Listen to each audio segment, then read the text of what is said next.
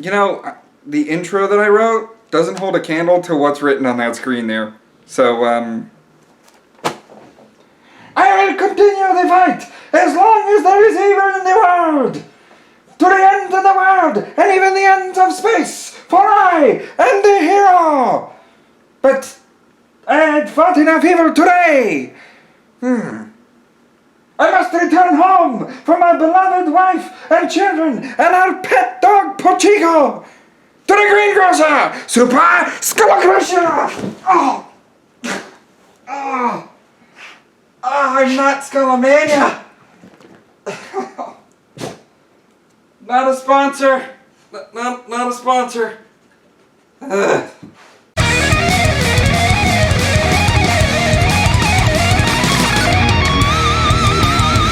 What's up everybody, StevDeS here, and welcome to another edition of Dragon Ball Days for the month of Goku, or Goku month. Whichever one sounds cooler. When I saw your vote, I really had to come up with something here. I really did. This was an unexpected vote. I thought I did put a nice ribbon on it, but Z apparently has an interest with all of you, so why not? Let's go ahead and bring Skullomania into Dragon Ball Z, and upon further inspection, there is a couple of things here. For one thing, that last tournament's brackets, well, there's something odd about it. The way I have it set up is that Skullomania would be up against Shinhan and lose. So what about Yamcha? Well, Yamcha fights Hero, sure, but there is actually someone new that isn't Hero per se. The gang actually meets someone when Goku approaches the tournament with the head wrapping that he had, and someone almost looks like King Piccolo. Because Earth's Kami, which I'll refer to as Earth's Guardian, didn't die, we have the nameless Namekian not with Kami's powers, and not at the power level of 2200. The nameless Namekian adopts the namesake Kami to make things a lot simpler, and introduces himself as King Piccolo's good half. That is to say that the nameless Namekian is still quite strong. He did come from Namek, and he did retain all that he knew. Plus, over the time skip, he would have used the Dragon Balls. I'll get into that. Fast forwarding to the World Martial Arts Tournament where Yamcha is supposed to fight Kami, he does fight the Kami of this one, which is the nameless Namekian, but the nameless Namekian has to address something to the audience straightforward. He asks for the microphone and asks to be open with everybody. He doesn't want the kind of fearful looks that he got from Goku's friends upon meeting him the first time, and Goku's friends understand him. Takes his hat off and addresses the fans, apologizing that his evil half had done so much to them, and he was powerless to stop it. Now, he is here to not only show a good sportsmanship, but to hopefully allow people to know that his people aren't really that bad. It's just the King Piccolo guy. King Piccolo shouldn't represent the rest of the Namekian race. Some people are, of course, skeptical of this, but for the most part, the crowd do retain some respect. And then later in the tournament, Piccolo introduces himself as King Piccolo reincarnated. Sorry, Kami, you couldn't get a break on this one. And so, Junior would actually fight the nameless Namekian to a draw. Keep in mind, Goku had a training partner for the 3 years before the tournament. So, he's far stronger, Goku's far stronger, and they were able to use the Room of Spirit and Time, because Goku had someone to be in there with. This Goku's gonna come up on leaps and bounds. But what would his power level be? Well, let's analyze that at the beginning of the Raditz saga. This is what if Skullomania was in Dragon Ball Z. Over the 5-year time skip, Skullomania has officially made himself the hero of humanity. You can tell Skullomania is one hell of a PR opportunity for Capsule Corp. He would be funded directly by King Furry and Capsule Corp, who would be making money off of his image. It's a win-win. He fights crime, gets all the notoriety, and they make money off of it. Skullomania merch, no tax. All funds go directly to the government of King Furry. Plus, by now, Capsule Corp and King Furry know the identity of Skullomania as Saburo I'm gonna read it. Saburo Nishikoyama. Somehow I feel like I still butchered that. In the city, he would fight crime whenever he was wearing the spandex, and his involvement actually helps the police be a little bit better. They don't want to lose their jobs because this spandex guy can resist bullets. On his free days, Saburo and Yamcha would know each other, and they would train together, meaning Yamcha's gonna come up a little bit stronger. At the next World Tournament, Yamcha ends up winning it because Skullomania is already the hero of humanity. Why not help his friend? Unfortunately, Mr. Hercule is gonna have to wait for some of that notoriety. You know, Yamcha's gonna die eventually. Probably. Now we go to the lookout, where the nameless Namekian is, in fact, training, keeping himself agile as always. And over the course of the 5-year time skip, Goku was invited to hunt some Dragon Balls. Yeah, Kami's old age started catching up with him, especially considering Junior was still young. And so, Shenron would be summoned to restore the youth of Kami to equal that of Piccolo. Therefore, Kami and Piccolo are the same age, but not the same power level. According to the Power Levels wiki, Kami's power level when he became Kami was 2200. So, I think that would be the case here, where the nameless Namekian has his youth returned to him, and after the year of training with Kid Goku, I would think the nameless Namekian, after getting his youth back, would retain that power level that he once had when he first came to Earth. Over the course of the 3 years in the original timeline, Goku went from a power level of 260 to 334. As far as I could tell, it's kind of iffy as far as Kid Goku's time, or power level. So, let's go with the thought that that's what he became after the training, and he just kept training to keep his power level up. Besides, 334 without the weights 3 years earlier, and with the weights 3 years later, kind of seems like a good estimate. I'm not going to bother Professor Des with this, but what I did was estimate that Goku's original power level got about a 28% increase in that. So I kind of applied that to the 800 I would want him to have with the weights on in order to determine that Goku's power level gets up to 1024 without the weights.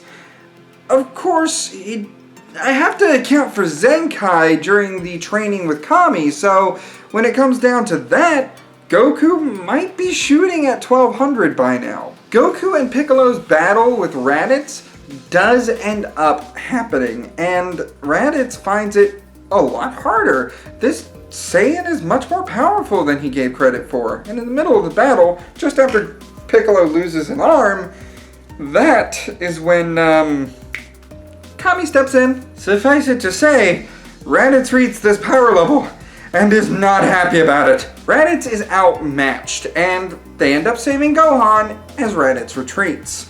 He does report this to Vegeta and Nappa, who end up making fun of him for it. But once they hear about a Namekian with the power of 2200 under their belt, okay, Nappa's interested in taking this Namekian on. If this guy's useful, this is gonna be a fun fight. However, Raditz doesn't take the taunting from the two more powerful Saiyans rather nicely, so he tries to time an opportunity in order to properly get the win. But Kami isn't going to allow that. As Raditz is heading back, Kami meets him halfway and another fight begins, because Raditz is kind of pissed about losing so quickly.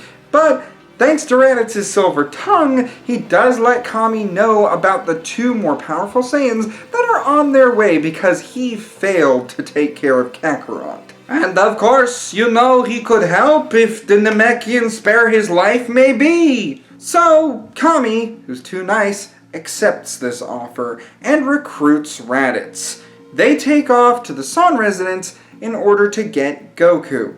In the middle of flying to Kame House so that they can recruit Krillin and maybe Master Roshi, unfortunately, Raditz has another plan up his sleeve.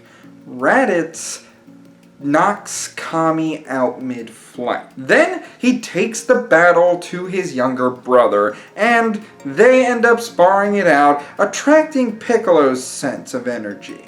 Because Raditz can't sense energy automatically, Piccolo just waits.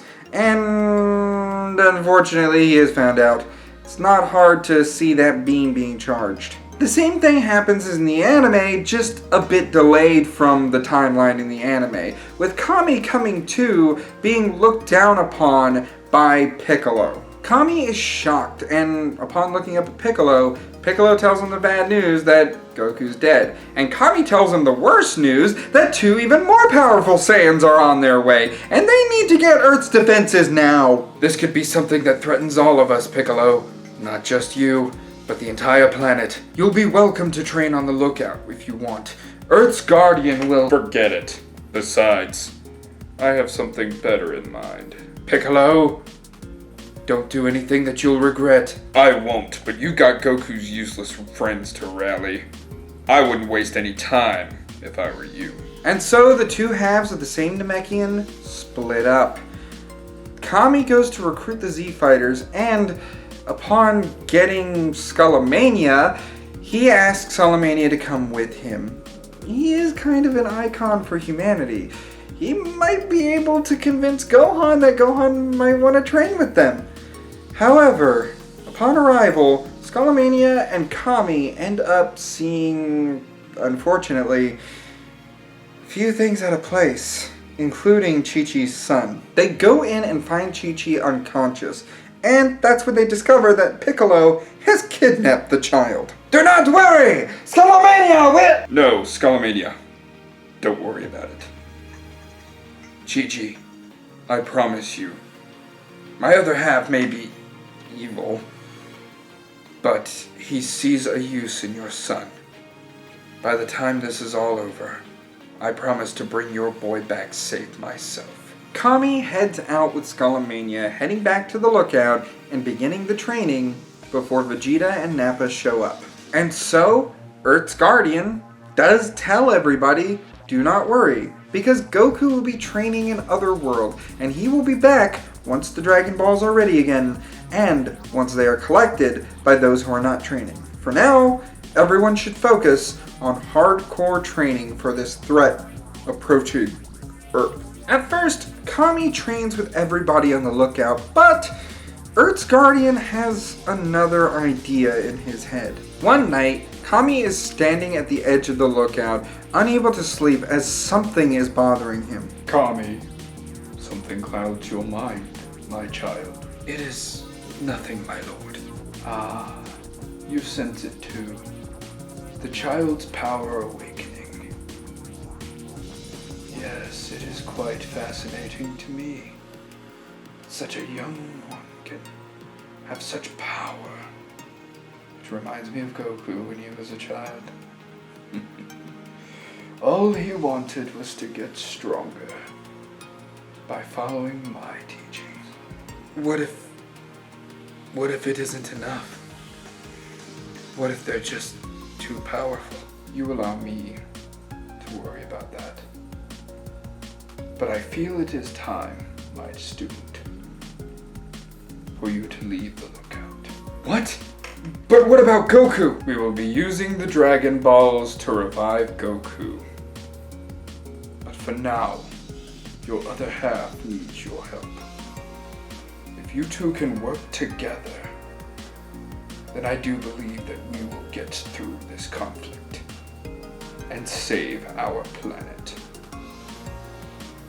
You leave the fighters up here to me, I'll be sure that they are ready. But it's up to you to be sure that child and your other half survive this. Yes, my lord. It shall be done. With that, Kami unites with Piccolo, and whenever Gohan is sleeping, when he's not training, it is possible that Piccolo and Kami end up getting some more gains. After all, by this point, Gohan is still surviving in the wilderness, so they'll have a couple of months to themselves. As the Saiyans make their approach, that is where this timeline leaves for right now. So what do you think? Would Yamcha's power level be much stronger than it was in the Saiyan saga? What about Skullomania? How might the hero of humanity fare against the likes of the brutish Nappa? Go ahead and leave a comment below. For more what-ifs in the realms of video gaming and Dragon Ball alike, such as if Star Fox, well, they tried to defend the Lilat system, go ahead and hit that subscribe button. Like the video if you enjoyed it, and as always, I'll see you in the next one. Ciao.